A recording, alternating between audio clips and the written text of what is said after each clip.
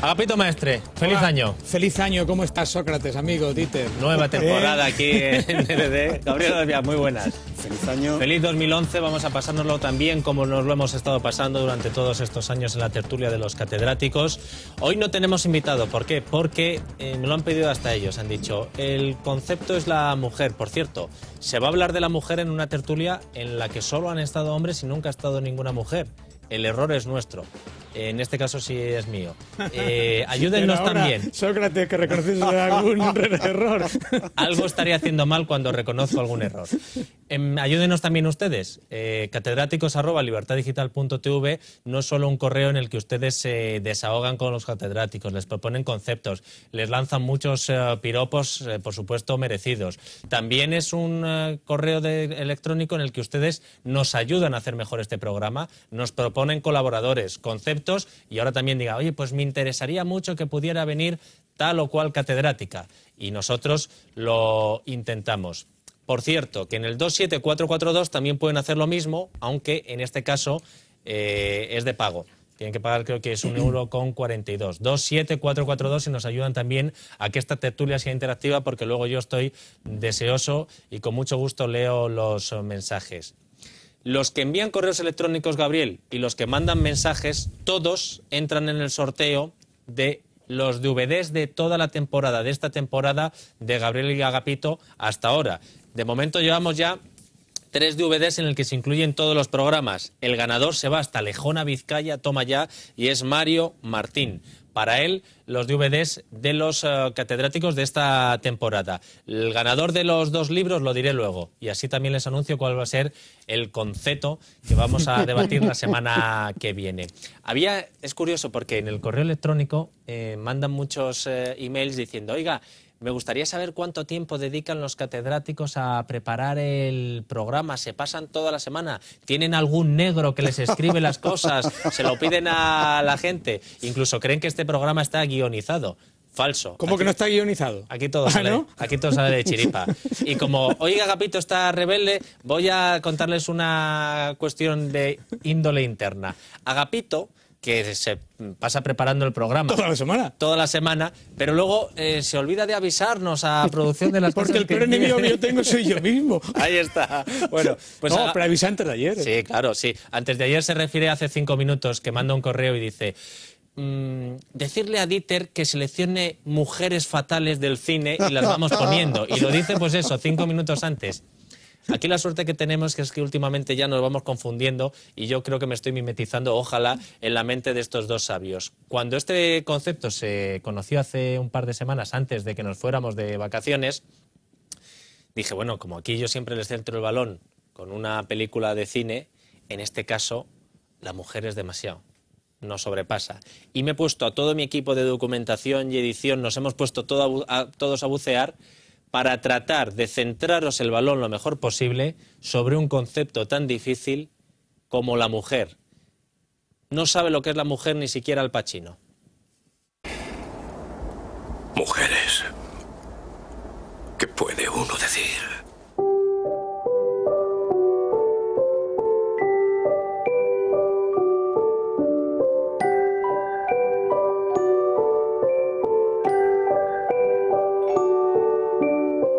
Ajustense los cinturones. Esta noche vamos a tener tormentas. Pienso hacer lo que me parezca cuando me parezca. Una vez fui fiel a un hombre. Y mira lo que pasó.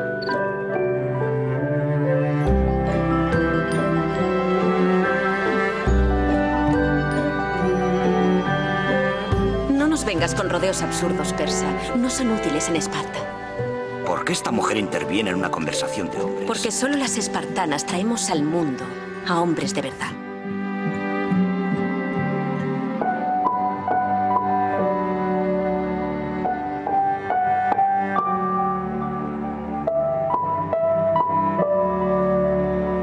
No tienes mucha fe en la estabilidad de las mujeres, ¿verdad?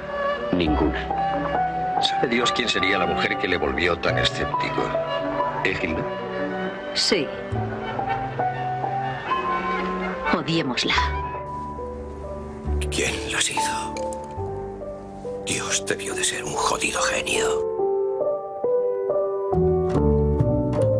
Caray, Bar, ¿cómo comprendes a las mujeres? Ay, Liz, las mujeres son fáciles. Las capitales de estado son difíciles.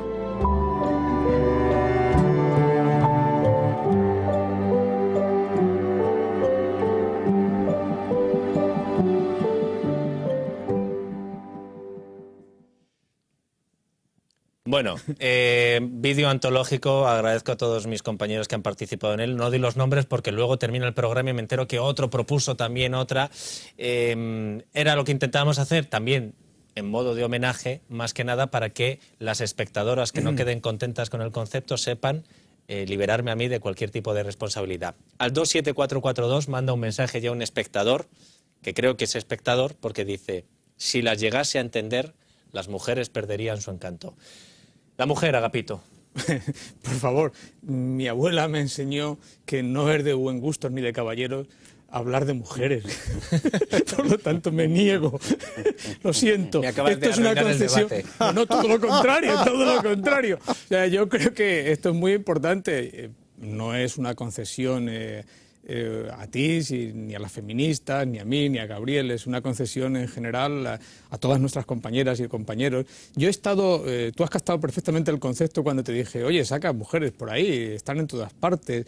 Yo he preguntado a Noelia, a Ana: oye, dame alguna película, pero ninguna me ha dado películas. Y en el fondo no me han dado películas porque ha sucedido como si a mí me preguntan: oye, dame una película sobre el hombre. Pues seguramente que no hubiera dado ninguna película. Y finalmente cuando yo te dije: oye, pues saca mujeres, no fatales, sino mujeres en general, pues está muy bien. Yo creo, voy a hacer una concesión al movimiento feminista, porque yo creo que ha hecho muchas cosas, que hablar de una mujer como concepto, reducir la mujer, la diversidad, la pluralidad a un concepto, es arruinar a la mujer. Por eso decía que mi abuela me enseñó, y es verdad que me lo enseñó desde muy jovencito, y mi madre también, que era una mujer muy trabajadora. No está bien hablar de mujeres entre hombres, hijo mío, y menos de una mujer en general, un concepto en general. Yo creo que en esto el movimiento feminista, que es una inmensa sabiduría, que luego ha sido destrozada por algunas feministas, ¿no? Esa inmensa sabiduría, pues ha conseguido que, en fin, que la mujer no es un concepto, sino que es una diversidad, que es una variedad, que es igual, naturalmente, que el hombre, ¿no? Dicho lo cual, yo no puedo hablar nada más que de mujeres específicas, singulares, igual que de hombres específicos, singulares, ¿no? Esto es la primera batida, no sin antes recordar. Dice, bueno, hay una mujer excepcional, a mi juicio, en México, ¿no?, que es Sor Juana Inés de la Cruz. Dice: hombres necios que acusáis a la mujer sin razón, sin ver que sois la ocasión de lo mismo que culpáis. Evidentemente, Sor Juana era una señora genial, era una creadora genial. Y ya lo hemos indicado alguna vez, posiblemente la poeta erótica más importante de la lengua castellana. Sin duda alguna, del momento del desamor, en todas las fases del amor, creo que no ha habido nadie que haya cantado el desamor. Esa fase anterior al desamor, esa fase donde se entra en la desilusión, nadie como Sor Juana Inés de la Cruz lo ha cantado. Y ha hecho de ese desamor fuerza vital para seguir viviendo. Y muy pocos poetas españoles han percibido tan intensamente la envergadura estético-ética del masoquismo. Y dicen, empiezan a llegar ya mensajes: está bien que pongan ustedes su nombre, solo hace falta el nombre de pila o el sitio desde donde nos lo envíen para saber también si es un hombre o una mujer el que envía el mensaje. Por ejemplo, Carmen dice: no se engañen, nosotras tampoco los entendemos. Aquí ya empieza ya la guerra. Dice también: en el vídeo se reflejan los complejos y las carencias de los hombres. Nos lo dice esta vez desde Zaragoza. Gabriel, tu turno. La carencia es el deseo que constituye la esencia de la condición humana, pero naturalmente se desea siempre por vía de carencia. Por lo tanto, decir que la imagen de algo expresa la carencia del que la pone no es más que decir que ese que habla es un ser deseante, es decir, un humano.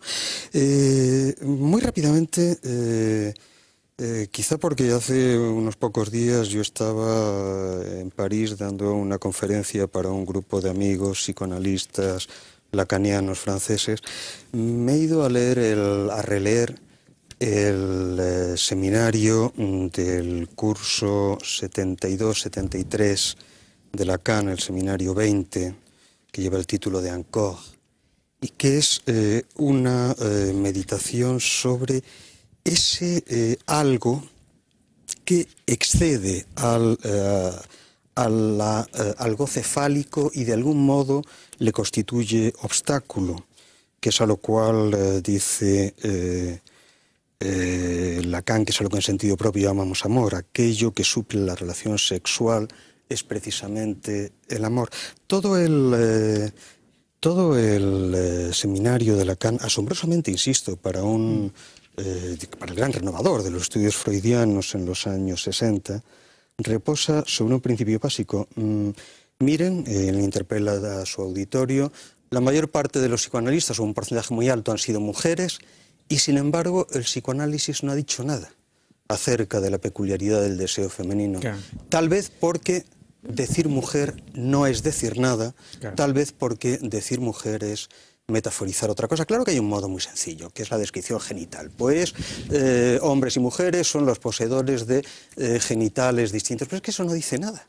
No dice nada porque en el terreno hay un segundo plano, que probablemente es el único que tiene interés, que es el terreno simbólico. En el terreno simbólico, hombre o mujer, y específicamente pues estamos hablando de mujer, mujer es un arquetipo. ¿Un arquetipo de qué? Déjame que ponga un ejemplo con una película de hace 9 años, The Crying Game, de Neil Jordan.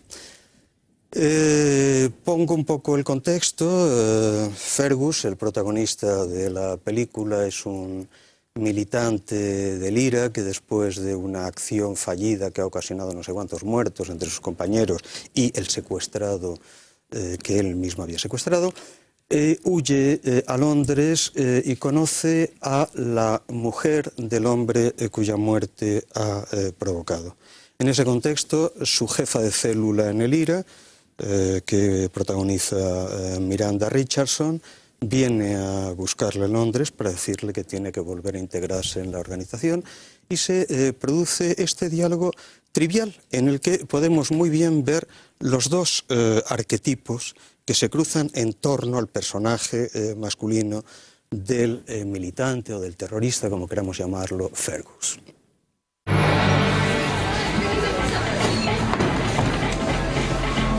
You gonna tell me what it is? What is it? You know her, Jimmy. Jimmy, is it? You know me, Jimmy? Bill, this is Judy. You following me? Just checking. Was he being nice to you? Ever so nice, aren't you, Jimmy? That's good. I'm glad. Young love, as they say. Absolutely. The younger the better. Doesn't come your way much, I suppose. Don't go looking for it, Dill. Well, maybe you'll get lucky someday. Bit heavy on the powder, isn't she, Jimmy? A girl has to have a bit of glamour. Absolutely. Long as she can keep it. Is that right? El arquetipo de mujer fálica, Miranda Richardson. El arquetipo de mujer femenina, el que protagoniza Jill Davidson, en la película se llama Jill. Fergus en medio.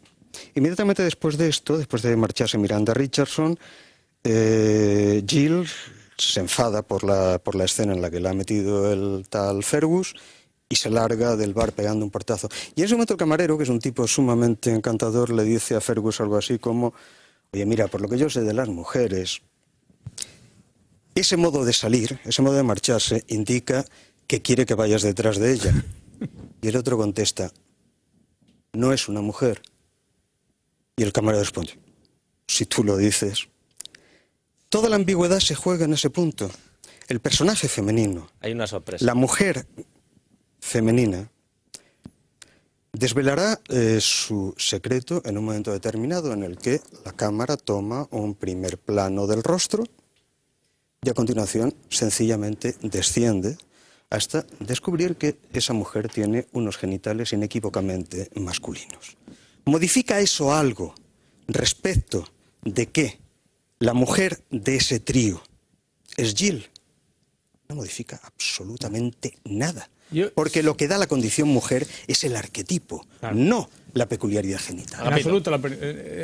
Una de las distinciones que se han hecho muy clásicas, ¿qué distingue al hombre de la mujer? Bueno, pues naturalmente la maternidad. Bueno, puede haber mujeres que no quieren, rechazan la maternidad y no quieren ser mujeres, por lo tanto esa clasificación, esa distinción tampoco es válida. Es decir, en cuestión de clasificaciones, yo creo que hay un discurso feminista muy importante en el 19 y en el 20, ¿no? Que es la crítica a ese metarlato, de ese concepto, un concepto de mujer único y diferente, cuando el concepto de mujer viene creado por el hombre. O sea, que los hombres, de mujer al que como digo, los hombres, esencial. Los hombres han creado una forma de ver a las mujeres y evidentemente ante eso reacciona el discurso feminista. Cuando digo el discurso feminista, el problema de esa reacción del discurso feminista, y hago una laudatio aquí, de ese discurso, es que puede caer en lo mismo que está criticando, porque ella ha creado otro discurso, una imagen de un hombre. Todos los hombres son iguales. No solamente todos los hombres son iguales, sino incluso en la distinción de mujeres buenas y malas ya hay una distinción. Es decir, cuando alguien te encuentra, el otro día yo estaba en una conferencia de una feminista y decía, bueno, yo me di cuenta que esto de los estudios de género cuando los hemos introducido, pero creí que allí todas las chicas que estaban eran solidarias, pero resulta que no, que se introdujo una conflictividad. Digo, qué curioso lo que ha descubierto esta joven. Pero bueno, por eso digo que ese metarlato que están criticando, y por eso decía que no era una concesión, es decir, yo soy posmoderno en este punto, considero que la categoría, el concepto, el discurso, el metarlato tiene un límite en esta distinción entre hombres y mujeres, y por eso digo que naturalmente que ya hay dos grandes metarlatos a lo largo de toda la historia y que se pueden sintetizar fácilmente, y todos los que estamos en el estudio, los que nos ven lo saben, es decir, pues la imagen de Eva, que quiere convivir con Adán, que quiere convivir con el hombre, y la otra imagen, las hijas de Lilí, todas las hijas de Lilí, evidentemente que hacen la guerra al varón, que hacen la guerra al hombre. Hay quizá la figura más paradigmática en el discurso feminista, es la figura de Medea, en el Eurípides y en Séneca. Es más, es decir, ¿quién es Medea? Pues la mujer que considera que la única forma de vivir es en guerra con el hombre, es la forma más trágica de negación naturalmente del varón. Y claro, Medea siempre ha estado ahí. Bueno, como Medea hay otro discurso muy interesante que se rescata en el 19 y en el 18, quizá antes, que es el discurso siempre de las amazonas, o sea, esas mujeres, o sea, esa sociedad que puede vivir al margen de los hombres, son las figuras míticas. De ahí viene también el matriarcado, es decir, hay matriarcado, fijaros, pensar cuando hay discursos sobre el matriarcado en el País Vasco.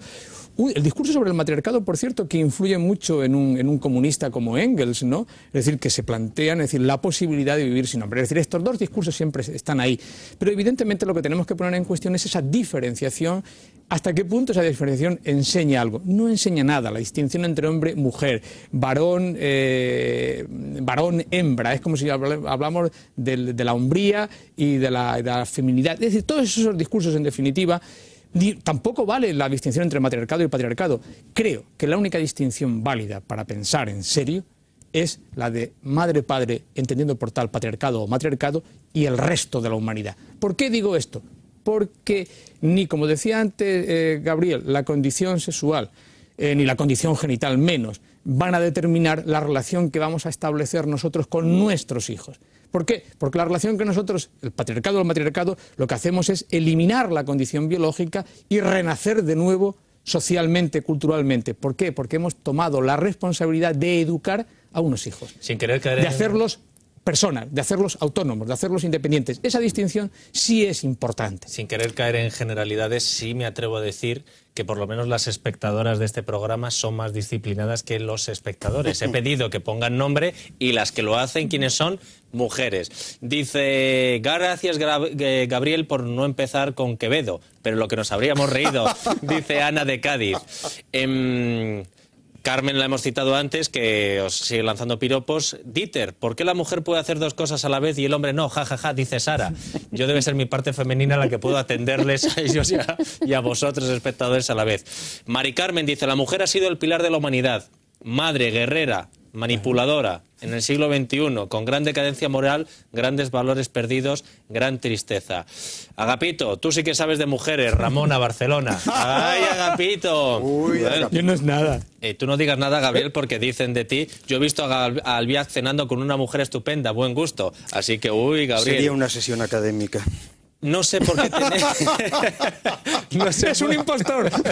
Es más falso que Judas. No sé por qué tenemos esa fama de retorcidas, dice Carmen. Gabriel. Agapito ha dicho algo que yo creo que es esencial. Mujer es lo que dice el hombre. Es decir, mujer es un arquetipo puesto por la lengua del hombre, puesto por el modo de designar que construye aquello que designa en función de su propio deseo. Hay un pintor y dibujante excepcional, posiblemente el dibujante erótico más importante del siglo XX, Hans Bellmach, que aparte de eso es un magnífico teorizador de la estética surrealista, es uno de los grandes del surrealismo, que meditando justamente sobre ese campo del dibujo erótico en el que ha sido el gran maestro del siglo, sin duda de ningún tipo. Es el hombre, por ejemplo, que ilustra los relatos eróticos de batalla en Madame Eduarda o La historia del ojo.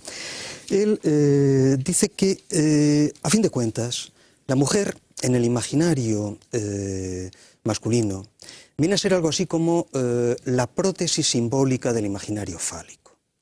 De tal modo que lo que se hace es construir su imagen conforme a la estructura fálica del deseo. ¿En qué medida la imagen de la mujer deseada, dice Bellmach, estaría predeterminada por la imagen del hombre que desea y, por lo tanto, en última instancia, por una serie de proyecciones fálicas? De ahí la idea extraordinaria de Bellmach de construir las imágenes extremadamente eróticas de sus figuras femeninas como modificaciones de la estructura visual del falo. Yo en torno a Bellmach hace ya bastantes años, en el año 1995, escribí un libro que se llamaba Caja de Muñecas, un libro muy raro,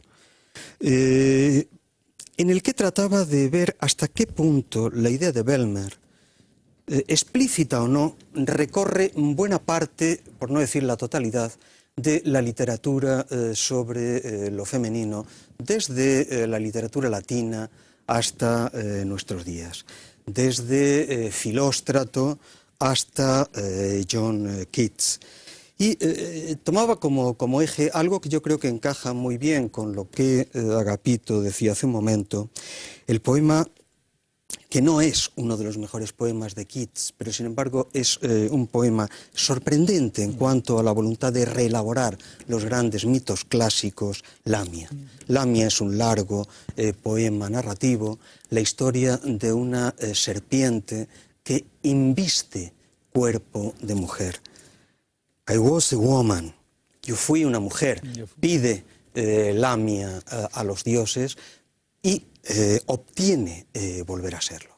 La historia es maravillosa porque todo lo que hace Keats es precisamente contraponer el universo de la verdad al universo de la fascinación. El universo de la fascinación, todo lo hermoso que hay en el mundo está del lado de Lamia, pero la verdad, que viene representada en el personaje de Apolonio, el asesor del amante de Lamia, la verdad es incompatible con ella. De ahí que dice en un momento el protagonista del poema que su hermosa novia queda reducida a cenizas ante el contacto de la verdad. Y efectivamente, ante el contacto de la verdad, todo el sistema de ilusiones, todo el sistema de representaciones deseables que construimos en torno a la fantasía llamada mujer, queda en nada, en palabras. Sí, Bravo, Agapito, me estás sorprendiendo para bien, coincido totalmente contigo hasta ahora, zaragozana. Zaragozana, te quiero. Bueno, pues fíjate, a ver si esto te gusta. Yo creo que en efecto la igualdad entre el hombre y la mujer solamente se va a conseguir a partir de la corresponsabilidad, básicamente en la crianza, ¿no? Pero yo tengo que, al lado de esto, tengo que seguir reconociéndole a un tipo de discurso feminista muy serio este afán por rebelarse contra una construcción que ha hecho el hombre de la mujer, pero que naturalmente se puede repetir, reitero, por parte del discurso feminista en construir otro metarrelato que es tan terrible como el relato que quiere cuestionar. Yo muchas veces he sido, voy a poner como ejemplo en un libro, en El placer de la lectura, dos lecturas de dos lectoras distintas y de dos lectores distintos, pero que me ha sucedido lo mismo. Me preguntaban en un capítulo de este libro, tú te acordarás, Dieter, que lo has leído, que se titula un capítulo Mano de mujer, libros de mujeres, le llamo yo. Y te han preguntado gente que lo había leído. Sí, sí. Dos mujeres y dos hombres. Dos mujeres y dos hombres. Sí. Y han sido las mismas reacciones han tenido. Ha habido una mujer que me dice, una mujer muy inteligente, mexicana, que me dice, oye, yo no soy feminista, tío, ¿por qué has puesto ahí un capítulo dedicado a las mujeres? Y una feminista, muy amiga mía también, y me ha dicho, me ha encantado que separes estos libros y que sean genuinos de mujeres. Y me ha sucedido lo mismo con los hombres. Es decir, han sido dos reacciones. Dice, oye, tío, ¿por qué has puesto ahí esto del libro de las mujeres? Y otro que dice, pues me ha gustado eso, ese feminismo así atildado que tienen algunos que imitan a Zapatero, yo por encima de todo las mujeres, un tipo... Bueno, efectivamente, yo no quería, si tengo que confesarles, nunca les he respondido, les he dicho, bueno, pues que las cosas son así, incluso he contestado con una evasiva, pero en el fondo, lo más sencillo de decir, naturalmente, pues era una manera de clasificar, y en un libro de filosofía política que sobre libros, pues bueno, pues hablaba de las mujeres. ¿Y qué distinguía yo de las mujeres? Pues de las mujeres, su diversidad.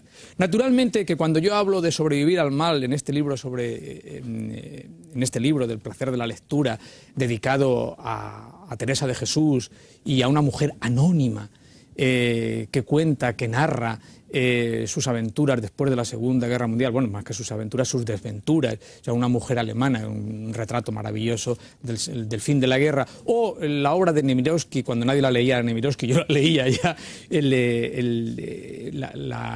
la Suite francesa. Es decir, ¿podrían haber sido escritos esos libros por hombres? Pues sin duda alguna que sí. Sin duda alguna que sí, incluso ha habido libros de mujeres que han sido escritos por hombres, maravillosamente. Yo tengo, por ejemplo, una biografía de una mujer maravillosa que se suicidó en el año 31, Antonieta Rivas Mercado, escrita por una escritora mexicana de origen francés, Fabienne Bradu, y además muestra demasiado su origen francés porque desprecia muchas veces la cultura en lengua española, que ha escrito una biografía de la mujer, de la gran mecenas de la cultura de los años 20, una mujer multimillonaria, hija del gran Rivas Mercado, el gran arquitecto, pero incluso narra muy bien en esta Fabienne Bradu la vida de Antonieta, pero hay un capítulo de las relaciones entre Antonieta y Vasconcelos que están mejor narrados, creo yo, por Vasconcelos que por la propia Fabienne Bradu. Es decir, lo podría haber escrito un hombre. Naturalmente, ¿qué quiero decir con esto? ¿Significa esto que yo no le esté dando importancia a la literatura de determinadas mujeres? Claro que le doy importancia. Había una mujer como George Sand que firmaba con un nombre de hombre, buscaba un nombre masculino, Fernán Caballero, pero había otras que firmaban con su nombre. Lo que quiero decir es que efectivamente, todas estas mujeres, imagínate si yo le digo a María Zambrano, si resucitase, oiga, usted es su literatura feminista, es que me mataba. Te da dos bofetadas que te ponen en órbita. O imagínate si yo le digo a Hannah Arendt que resucite, le digo, Hannah Arendt dice, yo no he hecho de la mujer un tema de... Es verdad que escribió un libro, su primer gran libro es sobre una mujer idealista, una filósofa idealista, Varhagen, pero no tiene importancia, eso es lo de menos. Quiero decir con esto, a mí lo que me interesa rescatar es que Santa Teresa de Jesús ha escrito una obra genial, es una gran mujer, igual que antes citaba a Sor Juana Inés de la Cruz. Nos manda un mensaje citando a Santa Teresa Cris, que dice, a un alma femenina no la entiende sino otra alma femenina, citando a Santa Teresa. Dice también Alicia, me gustaría que definitivamente se hablase siempre de personas. Claro. Esa va muy en tu línea. La mujer es un todo, hija, esposa, madre... y además es también ella, y lo ponen con mayúsculas. Agapito, las mujeres del centro de mayores vamos a montar un club de fans en tu honor. ¡Qué ternura desde Alcorcón, te dicen! No te pongas rojo, Agapito, que estás hoy triunfando. ¡Qué aburrido y vacío sería todo sin ellas! La mujer es amor y, por tanto, el corazón de la vida. Somos muy parecidos, dice en otro mensaje, otro espectador o espectadora, hasta en lo malo. El hombre pasa la vida compitiendo con otros y la mujer con otras. Paloma. Aquí valen, como dice Federico, todos los mensajes, también de filosofía y el Marucci te quiero. Bueno, pues Paloma, que es madre, muchas felicidades a mi hijo que hoy cumple 24 espléndidos años. Y Anita, el mejor halago que me ha hecho un amigo. Qué buen chaval eres. Esto dice Anita. Gabriel. Sí, bueno, yo pienso que habría que distinguir completamente al individuo de la obra. La escritura no tiene caracterización sexual de ningún tipo. Si queremos un ejemplo... Pero no solamente sexual, Gabriel, sino masculino, femenino. Naturalmente. Si queremos tomar un ejemplo claro, vamos a ver. Probablemente el libro erótico más importante del siglo XX es l'Histoire d'Eau. L'Histoire d'Eau, que apareció con el seudónimo de Pauline Réage durante casi medio siglo. Hubo toda clase de polémicas acerca de quién hubiera podido ser su autor. Buena parte de los críticos pensaron que podía ser alguno de los grandes escritores eróticos de los años 50-60, en particular André Pierre de Montiargue, que incluso había hecho alguna nota crítica sobre el libro. Se citaron... Bueno, a fin de cuentas resultó que efectivamente el autor de l'Histoire d'Eau era una señora, una intelectual de primerísimo orden, especialista en Fenelón, tenía una importantísima tesis sobre Fenelón, y despótico personaje todopoderoso de la editorial Gallimard y de la revista de Gide, de la NRF. Y naturalmente que ella cuando... Te dejo. Fíjate, en el 18 se podría haber dicho lo mismo. El discurso sobre la felicidad de Madame Châtelet lo podría haber escrito Voltaire. Pero naturalmente. Cuando ya muy viejecita, realmente solo ya de muy mayor, en una larga entrevista biográfica, ella dice que es ella la autora de... El texto, claro, lo primero que le preguntan, oye, ¿por qué se atira usted 50 años sin reconocer la autoría? Dice, uy, es que no podía hacerlo hasta que no se muriese mi mamá, porque lo mismo le sentaba mal. Fíjate, en lo que acaba... Y la segunda lo que dice, y lo que yo me he podido reír viendo las atribuciones de autoría que se hacían de ese libro a toda clase de señores. Dice, solo hubo un lector a lo largo de todos estos años que se dio cuenta. ¿Y sabe usted por qué se dio cuenta? Porque era alguien que conocía muy bien a Bossuet y se había dado cuenta de que lo que yo situaba en el ámbito del amor mundano era exactamente lo que en el ámbito del amor divino colocaba Bossuet. Pero todo el mundo pensó que lo había escrito hombres. Claro, siempre toda clase. Hubo múltiples hipótesis. Hubo múltiples hipótesis. Pero el hecho es que durante 50 años nadie fue capaz de dar un argumento serio que permitiese tener certeza de que eso estaba escrito con pluma masculina o con pluma femenina. Naturalmente. Fíjate, hay una... Las mujeres sufrimos cuando nos enamoramos de hombres inferiores que no lo soportan, Ángela. No me extraña. Fíjate, lo que acaba de decir Gabriel es tan importante. Yo decía, bueno, el discurso sobre la felicidad de Madame Châtelet lo podría haber escrito Voltaire. Hay un discurso maravilloso de María Zambrano en torno a las mujeres en España, que es una obra deliciosa dedicada a Galdós, que dice, nadie ha escrito sobre la mujer como Galdós, nadie ha reflejado el corazón de la mujer, saltándose incluso el siglo XVII, XVIII, XIX, al llegar al finales del siglo XIX y del XX, la Tristana de Galdós. Por esa obra simplemente Galdós ya podría ser considerado como un genio. Nadie ha descrito el alma de la mujer como Galdós. Galdós, curiosamente, que pasó desapercibido por la historia de España, sí, fue diputado, pero su vida nunca quiso escandalizar a nadie. Tenía fama de ser un hombre mujeriego, o sea, con una gran actividad sexual, pero nadie lo vio nunca que este hombre tuviera esa vida licenciosa. Al contrario, pasó absolutamente desapercibido. Claro, el universo de mujeres que crea Galdós en esta obra de María Zambrano, que a mi juicio esto es genial, porque dice, nadie como Galdós, dice María Zambrano, ha destacado, ha relatado el mundo de las mujeres como don Benito Pérez Galdós. Dice, y la realidad estriba en la multiplicidad de los destinos individuales de las mujeres, que son iguales que el de los hombres. La novela moderna se da sobre este supuesto, la transcripción de la realidad humana, que consiste en el tejido complejísimo del destino de los individuos. La historia es la suma de las historias. la historia de las mujeres de Galdós es la suma de muchas historias que ha relatado. Es decir, Galdós está naturalmente embebido en el lenguaje bíblico, las mujeres de la Biblia. ¿Qué relatos hay en la Biblia? Bueno, pues Eva o la seducción, Rebeca o la ternura, Dalila o la avaricia, Abigail o la prudencia. Ahí podemos encontrar toda una serie de, yo no diría ya arquetipos, sino, sí, quizá arquetipos, que valen para toda la literatura de todos los tiempos sobre la mujer. Es cierto que la mujer fue discriminada, por ejemplo, por la medicina.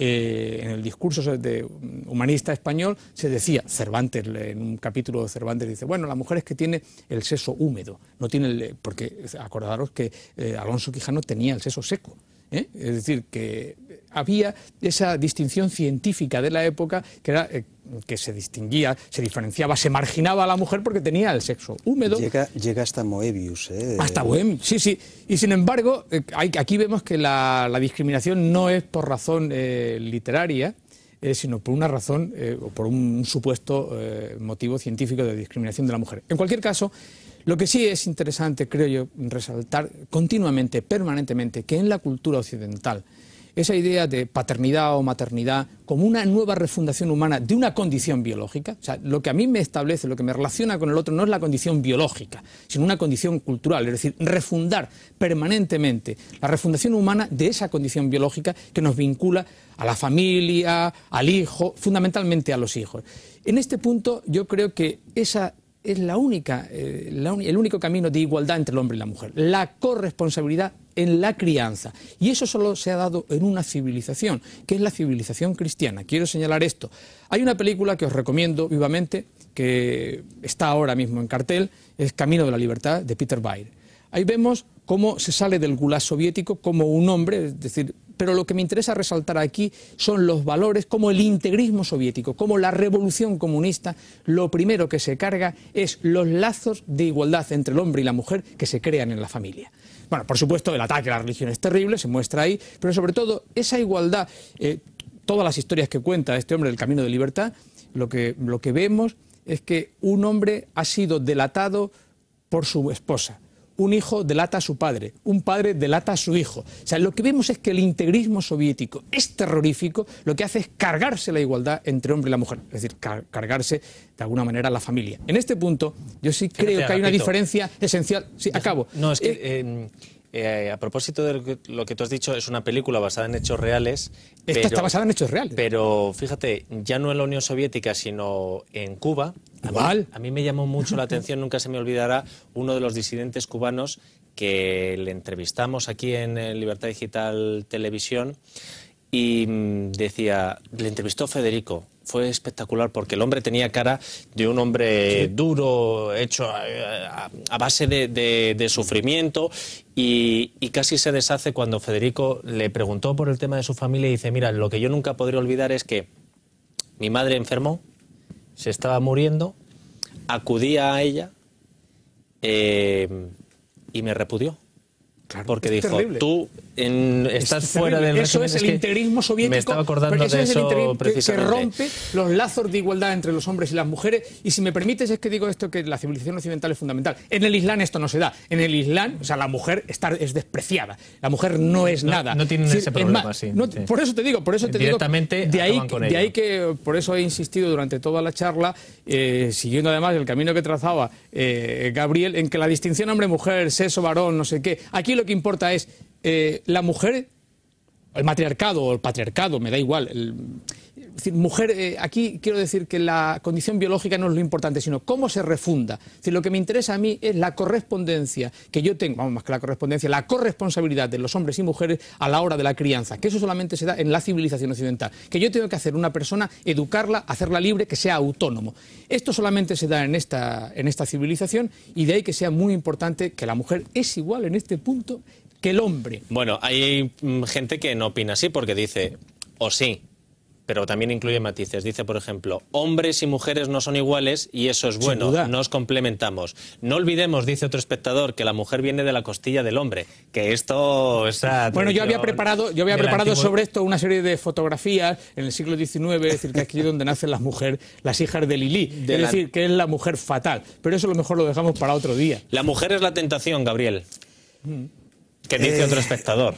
Sí, bueno, espectadora. Naturalmente es uno de los arquetipos que vienen unidos a la construcción de ese significante mujer, del cual, por cierto, pienso que es clave lo que ha indicado hace un momento Agapito. ¿Hasta qué punto cuando decimos mujer estamos suponiendo una simbólica que se superpone a ella, que es la simbólica madre? En la tradición psicoanalítica eso se dice de un modo muy brutal en los términos de que la madre contamina a la mujer, es decir, que allá donde el sujeto que habla piensa que está refiriéndose a la sujeto que tiene delante, en realidad con quien está hablando es con el sistema de fantasmas que construyen su propia subjetividad. Por eso que yo querría volver sobre lo que indicaba antes. Cuando decimos mujer, estamos diciendo algo que hemos inventado nosotros. Exactamente, supongo, del mismo modo en que cuando una mujer habla del hombre o de lo masculino, está exactamente recurriendo a un arquetipo que en ese caso remite a su vez a la forma de construcción de su propio imaginario, de su propia imaginación. Y en ese sentido, la hipótesis de Villiers de l'Isle-Adam en la Eva futura me parece una hipótesis verdaderamente brillante. La mujer no es nada que encontremos. No es la Maripili o la María Antonia con la que me cruzo en el ascensor o con la que, según el malvado que te ha escrito, cenaba yo en un estupendo restaurante. No, la mujer es un producto de ingeniería imaginaria, si quieres, o de ingeniería maquínica, en el relato de Villiers de l'Isle-Adam, que construye tornillo a tornillo, pieza a pieza, ese rompecabezas diabólico que es el de nuestro deseo imaginario. Es el intento, siempre fallido, necesariamente fallido, de construir una máquina a la medida de nuestros deseos. Esa máquina, en el relato de Villiers de l'Isle-Adam, es la que se llama Adalí, que es construida por Edison para calmar el estado de desdicha de su amigo. Fíjate, simplemente por tomar la descripción, una descripción muy detallada en la que Edison le va contando a su amigo cómo ha construido esa Andreida a la medida de sus deseos. He aquí los dos fonógrafos de oro inclinados en ángulo hacia el centro del pecho y que son ambos pulmones de Adalí. Se pasan de uno a otro hojas metálicas con su habla armoniosa, debería decir celeste, un poco a la manera en que las prensas de imprenta hacen pasar las hojas para sacarlas fuera. Una sola cinta de estaño puede contener 7 horas de sus palabras. Las palabras, son imaginadas por los más grandes poetas, los más sutiles metafísicos, los novelistas más profundos de este siglo, genios a los cuales me he dirigido y que me han entregado a precio de diamante estas maravillas inéditas.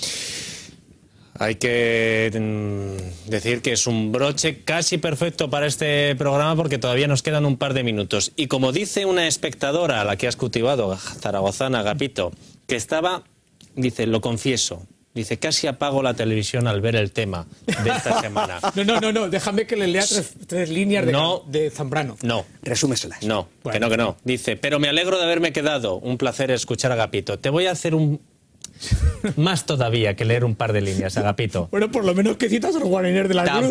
Tampoco en la carta a Sor Filomena. No, tú nos has pedido unos cuadros. Pues yo te los voy a ir poniendo y tú comentas por qué has pedido estos cuadros. Bueno, ¿vale? La verdad es que ya no sé si viene a cuento, pero porque son estereotipos, es decir, frutos de un... A ver, espera un segundo. Nuestro realizador, Nacho Gutiérrez, vamos poniendo los cuadros y Agapito nos dice por qué nos los había pedido. Bueno, ahí sale la mujer fatal, terrible, pecadora, etcétera, y eso es un estereotipo que ha construido un tipo de arte en el siglo XIX, el decadentismo, el simbolismo, los prerrafaelistas. Bien, son las hijas de Lili. Es Joanna Hefferman. Claro, sí, son las hijas de Lili. De todas maneras, esto es un estereotipo. Evidentemente, en el discurso que hemos creado aquí... Si me dejáis una maldad, durante mucho tiempo se pensó que el sexo abierto de la creación del mundo de Courbet era el sexo de Joanna Hefferman, la modelo de los... Ahora, entonces esto cabe en dos interpretaciones, es decir, todo esto es producto de la misoginia y de la sexofobia de una cultura, pues en fin, luterana, no sé, ñoña, o por el contrario, es fruto de la creación. En cualquier caso, no tenían otro objetivo que mostrar que por un lado está la Medea, es decir, que yo voy a vivir en lucha contra el hombre, y de algún modo, pues estas serían las mujeres Medeas hoy, es decir, y por lo otro está la Eva, que quiere convivir con el hombre. En cualquier caso, creo que Zambrano lo ha resumido mejor que nadie al comentar a Galdós y decir, mire usted, Galdós es el gran escritor español que introduce a todo riesgo a las mujeres en su mundo. ¿Por qué? Porque las mujeres son múltiples y diversas, las mujeres son reales y distintas, ontológicamente iguales al varón. Y esta es la novedad. Esa es la deslumbrante conquista. Existen como el hombre, tienen el mismo género de realidad, es lo decisivo y lo primero que se da a la vez. María Zambrano.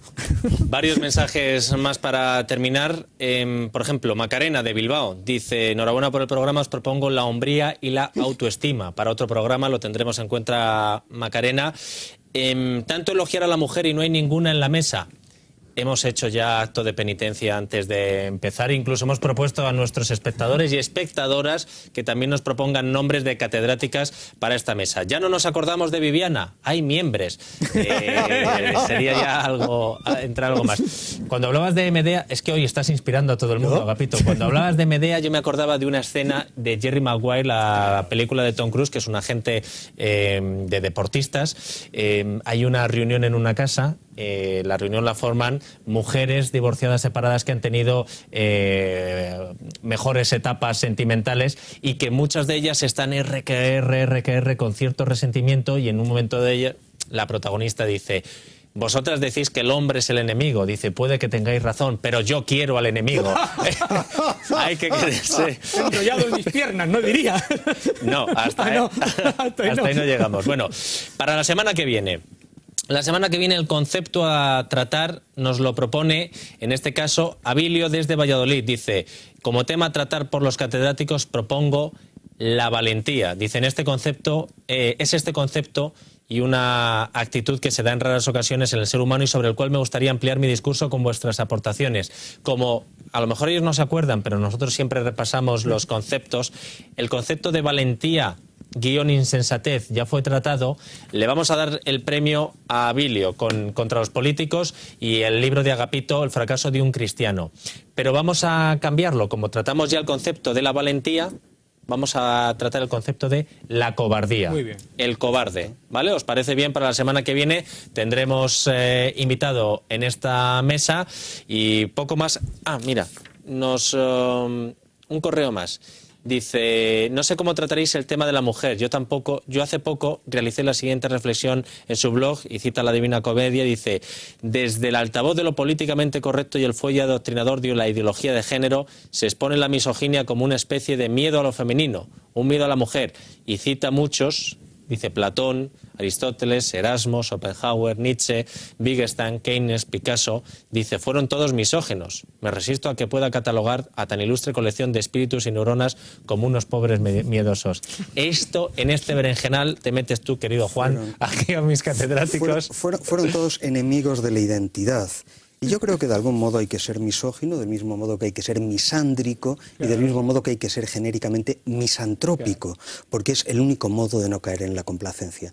Todo lo que sea identidad masculina, femenina o medio pensionista es prisión. Tenemos que volver a refundarnos humanamente de nuestra condición biológica solamente podemos refundarnos con la voluntad de ser libre, y eso equipara a hombres y mujeres. Y vamos, que a mí me dejen claro que si me colocan entre la Miranda Richardson de esa película y la Dil de esa película, me largo con Dil inmediatamente. Joder. Gabriel, me has dejado ya. Esto sí que nos impostura, y luego ¿eh? dice que son habladurías lo que le ven hablando y cenando con no sé quién. Bueno, Gabriel, Agapito, muchas gracias.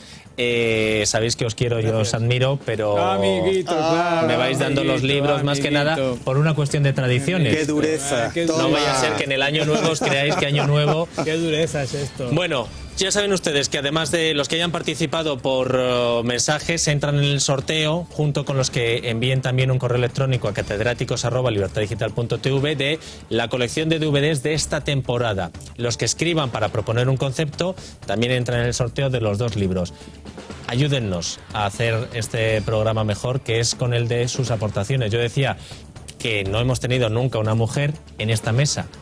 En este programa, la prueba es hoy, que siempre tenemos mujeres que además participan en él. Por eso, el programa de hoy está dedicado, y se lo agradecemos, a Carmen, Ana, Sara, Mari Carmen, Ramón, Alicia, Isabel, Cris, Paloma, Anita, Ángela y Macarena, que son las que han ayudado. También a Teresa, que es tu hija, que luego te va a pasar factura porque lo verá en esto que mandas tú en los DVDs. Pero será dentro de mucho tiempo. Y además me lo perdonará. Tú embrolla las cosas, anda.